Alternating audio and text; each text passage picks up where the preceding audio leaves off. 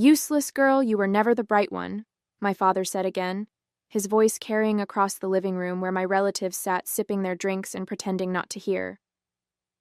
I stood frozen, the certificate I had been so excited to share still clutched in my hand, suddenly feeling like a child's drawing rather than the regional business competition award it was. My name is Vanessa Graves, and at 31 years old, I had spent my entire life hearing variations of that phrase. Growing up in Columbus, Ohio, in the shadow of my brother Logan, had been an exercise in invisibility. Logan was the golden child. His academic achievements, athletic trophies, and later his business ventures were celebrated with enthusiasm and pride. My accomplishments, no matter how significant, were brushed aside like crumbs from the dinner table. "Dad, I was thinking about expanding the company into," I began, trying again despite the knot in my stomach. "Vanessa, please," my father interrupted, rubbing his forehead as though my voice gave him a headache. "Your brother just secured a $1 million contract. Can we focus on actual success for a moment?" I watched as my mother gave me a sympathetic glance but remained silent. My Aunt Patricia patted my hand and whispered, "Maybe business isn't your thing, dear.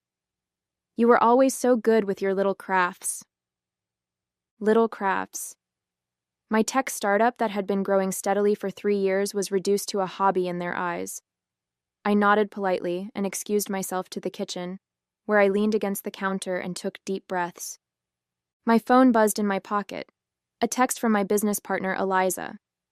"Did you tell them about the investor meeting?" I typed back, "Not yet." Timing's not right. What I didn't say was that the timing would never be right in this house. My father, Robert Graves, retired engineer and self-proclaimed business expert, had decided long ago that I lacked what it took to succeed. Too emotional, he'd say, not strategic enough. And my personal favorite, not CEO material.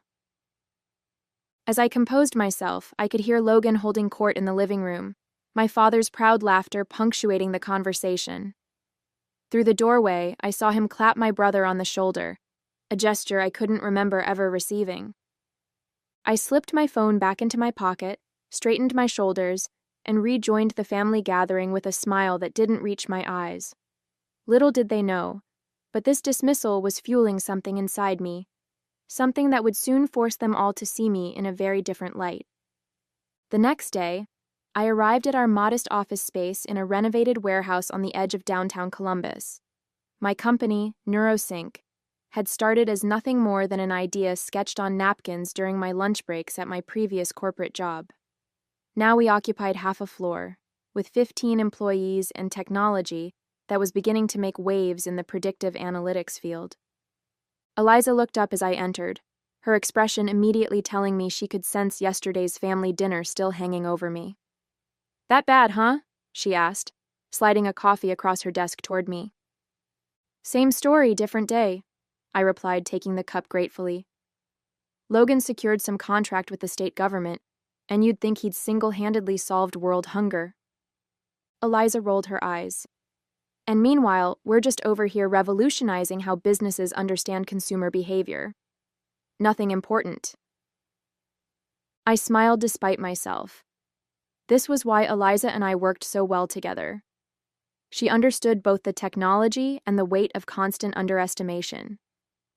"The investor meeting is confirmed for Thursday," she continued. "Westlake Ventures wants to see the new algorithm in action. If it goes well—" "When it goes well," I corrected her, "we'll have the capital to scale up and take on Horizon Data directly." Horizon Data was our main competitor.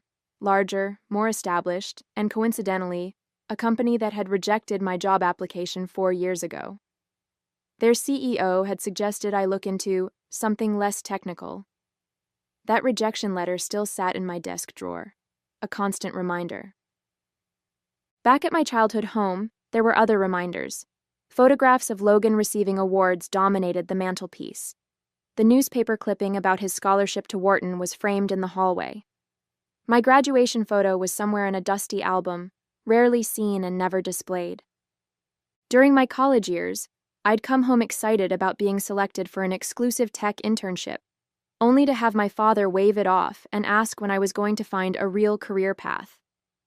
When I made the dean's list studying computer science, my mother merely noted that it must be getting easier these days. I had learned to stop sharing with them, to keep my dreams and achievements tucked away where they couldn't be diminished. For 3 years, I had lived in a tiny apartment, eating ramen noodles and pouring every dollar back into NeuroSync. I worked 18-hour days, read every business book I could find, and learned from every mistake. All while hearing my father's voice in my head. Useless girl. You were never the bright one.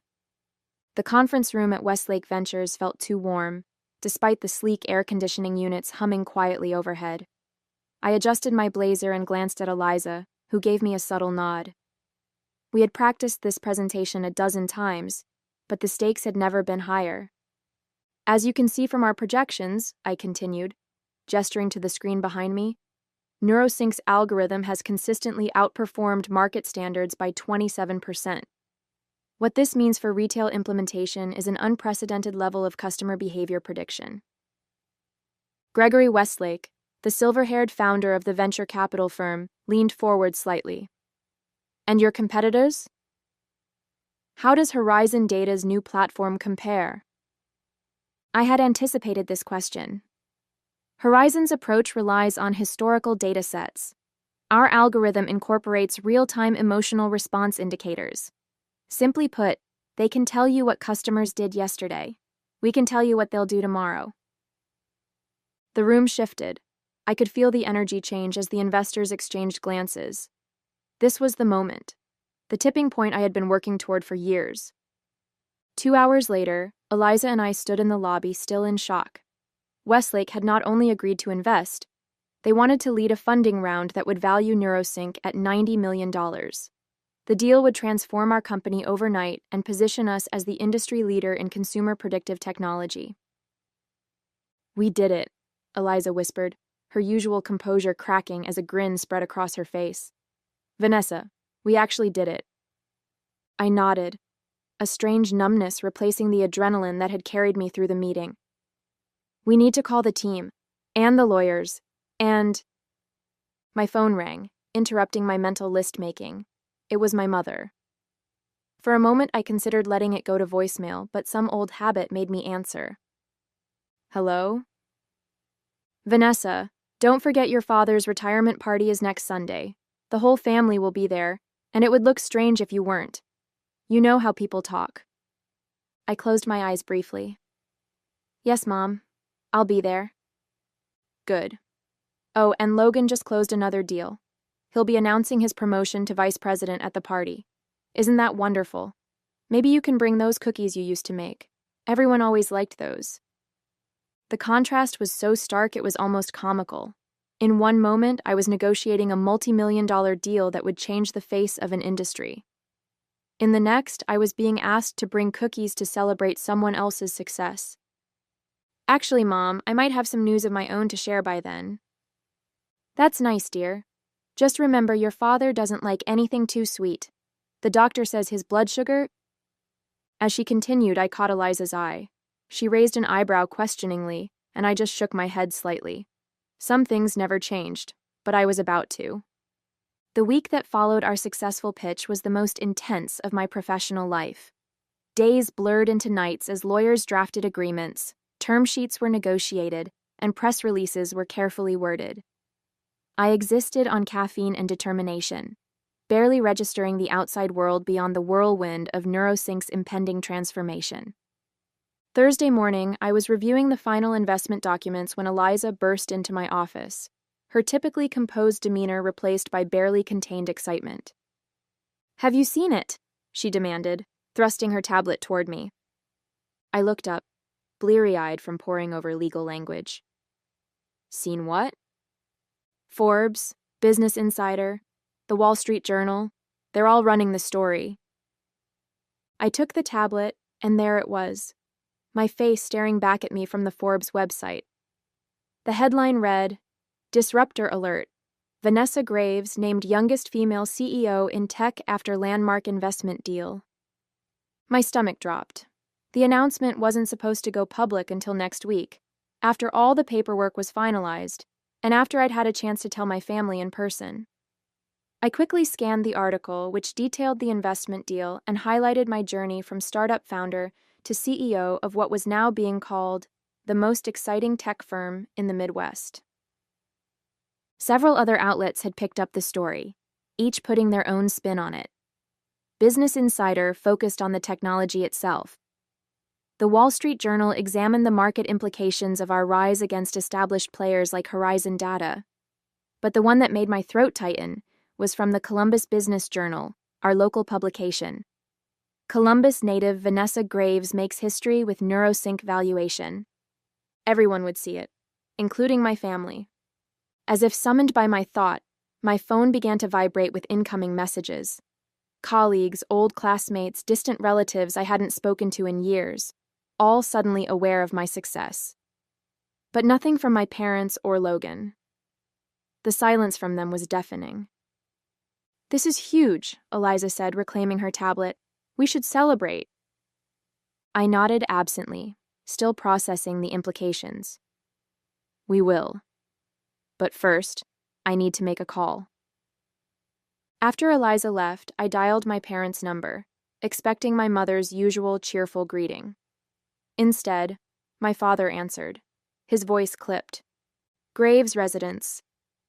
"Dad, it's me. I suppose you think we'd be impressed," he interrupted. "Making a spectacle in the business pages." I blinked, taken aback. That wasn't intentional. The announcement went out early. Logan's been working for years to build a respectable career step by step, but you always needed to make a show of things, didn't you? The familiar sting of his dismissal hit, but this time something different followed. Anger. A show? Dad, I built this company from nothing. No connections, no family support, not even a word of encouragement. And now you've got your name in some articles. Congratulations. We'll see how long it lasts before reality sets in. I gripped the phone tighter. The reality is that I'm now the CEO of a $90 million company that's changing the industry. That's not just some articles. "Listen to me," he said, his voice lowering to that tone he used when he thought he was imparting wisdom. "This tech bubble you're riding will burst. It always does. Logan's built something solid, something real." I closed my eyes, suddenly tired of the same old narrative. "Dad, I have to go. I'll see you at the retirement party on Sunday." "Vanessa," he started, but I had already hung up. I sat in silence for a moment, then reached for my laptop. If my family couldn't see my worth, perhaps it was time to show them in a way they couldn't ignore. Sunday arrived warm and clear, a perfect early summer day for an outdoor retirement celebration.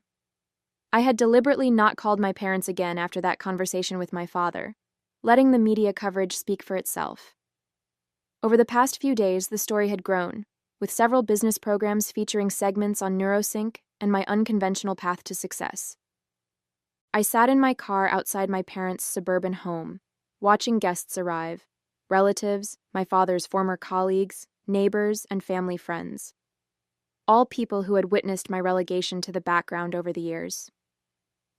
With a deep breath, I checked my reflection in the rearview mirror, adjusted my designer sunglasses, and stepped out of my new Jaguar F-Type, a congratulatory gift to myself that I'd picked up just yesterday.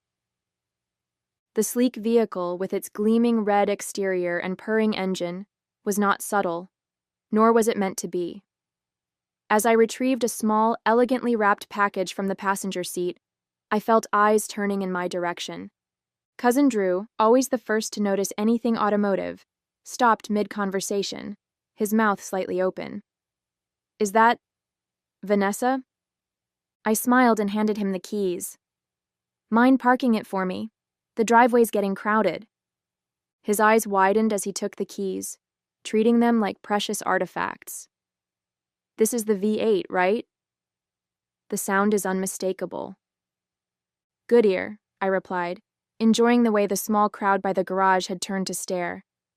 "Just be careful with the trim. It's custom."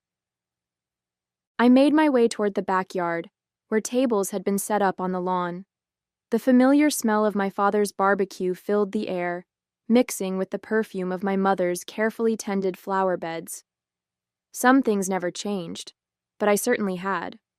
My mother spotted me first, her greeting freezing on her lips as she took in my appearance. Gone was the practical, understated daughter they were used to. Today I wore a tailored cream suit with a bold blue silk blouse, designer heels, and jewelry that quietly spoke of success. "Vanessa," she managed finally, "you look different." "Thank you," I said, kissing her cheek. "Where's Dad?" "I brought him something." She gestured toward the grill, where my father stood in his element, surrounded by male relatives and friends hanging on his every grilling tip. I approached the group, conscious of the conversation dying down as I neared. "Dad," I said, extending the small package. "Happy retirement." He turned, his expression unreadable as he took in my transformation. For a moment, I thought he might make a scene or dismiss me again. Instead, he accepted the gift with a nod. "You didn't need to bring anything," he said stiffly.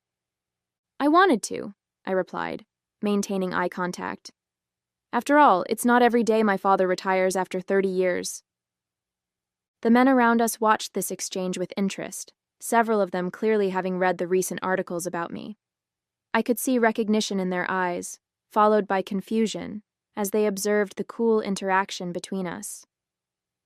"Well," my father said, making no move to open the gift, "I should get back to these steaks before they burn." "Of course," I said, smiling politely. "We wouldn't want that." As I turned to walk away, I heard one of his friends say, "Bob, isn't that your daughter who's been in the news?" "The CEO?" I didn't stay to hear his response, instead making my way to where Logan stood with his wife, Jennifer, both of them watching me approach with poorly concealed surprise. "Quite an entrance, sis," Logan said, his usual confident tone tinged with something else, uncertainty perhaps. "Nice car?" "Thanks," I replied. "Business must be treating you well too. Mom mentioned a promotion to vice president? Congratulations." Before he could respond, Jennifer cut in. "We read about your company. It's very impressive. Why didn't you tell anyone what you were working on all these years?" The question hung in the air, genuine curiosity in her voice. Why hadn't I? "I did," I answered Jennifer simply. "Many times, no one was interested in listening." Logan shifted uncomfortably, clearly remembering the family dinners where my attempts to discuss my business were brushed aside or talked over. To his credit, he looked somewhat ashamed. "Well, we're all certainly interested now," Jennifer continued, either oblivious to the tension or determined to push past it. "Everyone's talking about that valuation. $90 million? That's incredible, Vanessa." I noticed how heads turned at nearby tables when she said the figure. Whispers spread like ripples in a pond, relatives and family friends suddenly realizing the scale of what I had accomplished. "Thank you," I said. "It's been a long road, but the technology is revolutionary. We're changing how businesses understand consumer behavior." Logan cleared his throat. "I'd love to hear more about it sometime. Maybe we could grab lunch? My company might even be interested in implementing something like that." The irony wasn't lost on me. 3 years ago, I'd approached Logan about a potential partnership, excited to share my early prototypes with someone I thought would understand their value. He had declined, suggesting I focus on something more established first. "I'll have my assistant reach out," I replied, the polite corporate response coming easily now. "Our implementation calendar is pretty full through the next quarter, but we might be able to squeeze you in." His expression faltered at being treated like any other client rather than family. Before he could respond, my Aunt Patricia appeared, pulling me into a perfumed embrace. "Vanessa, darling, why didn't you tell us you were such a big success? We had no idea," she gushed, loud enough for everyone nearby to hear. This was the same aunt who had referred to my business as Little Crafts just months ago. "I tried," I said, maintaining my smile. It just never seemed to be the right time to share. As the afternoon progressed, the dynamic shifted palpably.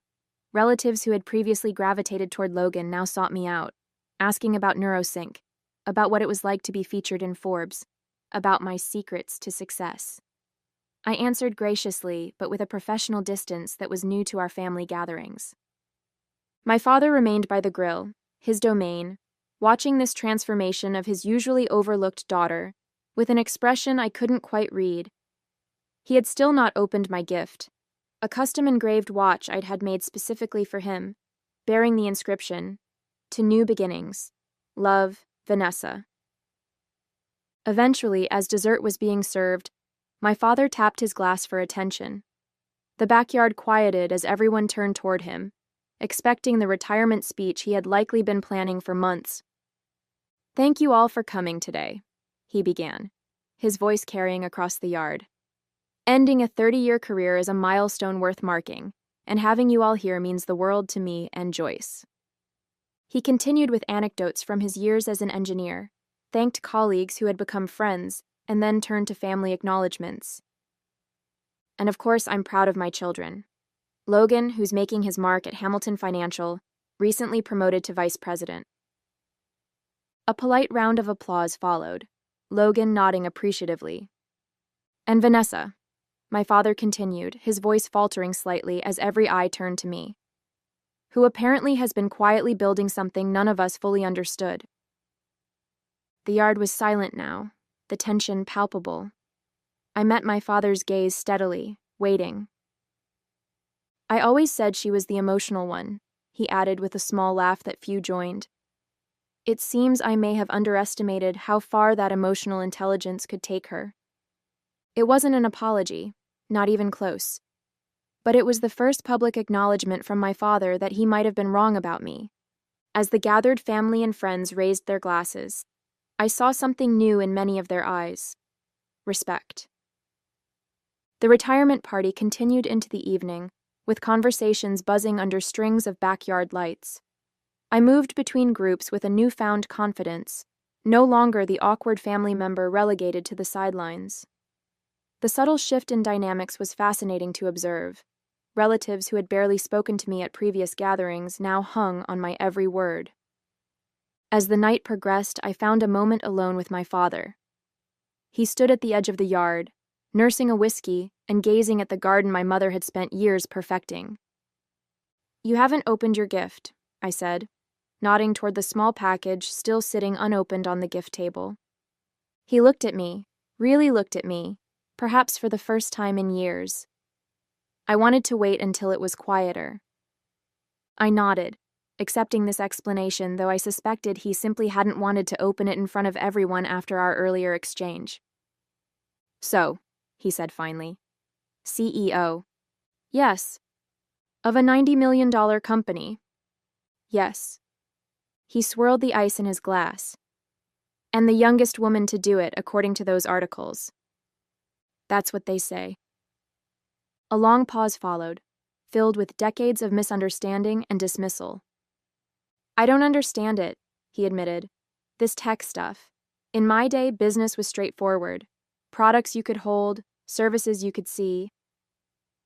I considered explaining how our algorithm worked, how it was revolutionizing an entire industry, but realized it wouldn't matter. This wasn't about understanding my business. It was about him finally seeing me. "You don't need to understand the technology, Dad. Just understand that I built something valuable, something lasting." He nodded slowly, then gestured toward the front of the house. "That car. That's quite a statement." I smiled. It wasn't meant to be a statement. It was meant to be a reward for years of hard work. "Still," he said, his voice lower now, "pulling up like that, after all those articles, you knew what you were doing." "Yes," I admitted. I did. 2 months after my father's retirement party, NeuroSync's new headquarters opened in downtown Columbus. The gleaming glass building stood as a physical manifestation of how far we'd come from our humble beginnings in that shared workspace. Employees, investors, and local business leaders gathered for the ribbon-cutting ceremony, and to my surprise, my entire family attended. My mother hugged me tightly before the ceremony began. "We're so proud of you, Vanessa. I'm sorry if we didn't show it before." I returned her embrace, recognizing the genuine emotion behind her words. She had always been caught between my father's dismissal and her own desire to support me. Today, she didn't have to choose. Logan approached next, looking both impressed and slightly uncomfortable among the tech crowd. "This is incredible, sis. Seriously, I had no idea this was what you were building." "That's because you never asked," I replied, but without the bitterness that would have colored such a statement months ago. Success had softened those old wounds. And then there was my father, standing awkwardly near the entrance, taking in the sleek architecture and the buzz of excitement. He wore the watch I had given him, I noticed. A small gesture, but significant. I walked over to him, conscious of the eyes that followed me, the CEO in her element. "Thank you for coming," I said. He nodded, uncharacteristically subdued. "Wouldn't have missed it." I could have left it there, this tentative peace between us. But there was one thing I needed to say. Not out of spite, but for my own closure. "You know, Dad, all those times you called me useless, told me I wasn't the bright one, it hurt, but it also pushed me to prove you wrong." He looked at me, his expression a complex mix of pride and regret. "You certainly did that." "Yes," I agreed. "I did." And in that moment, standing in the building that bore my company's name, surrounded by the empire I had built, I finally felt free of the need for his approval. I was Vanessa Graves, CEO, visionary and architect of my own success, and no one would ever call me useless again.